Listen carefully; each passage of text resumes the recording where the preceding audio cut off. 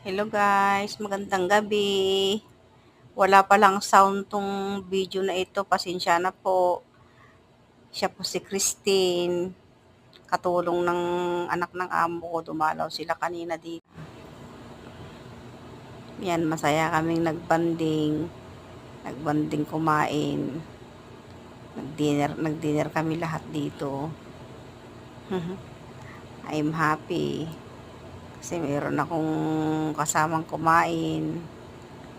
Ngayon kasi guys, bakasyon na dito sa Saudi ngayon yung mga bata, kaya ito family house kasi itong amo ko, kaya ayan, laging may pumupunta ng mga anak, mga manugang ganun. Kaya to, ready na yung puyatan. Hanggang ngayon hindi pa ako natutulog. Anong oras nandito ngayon sa Saudi? Mag 2:30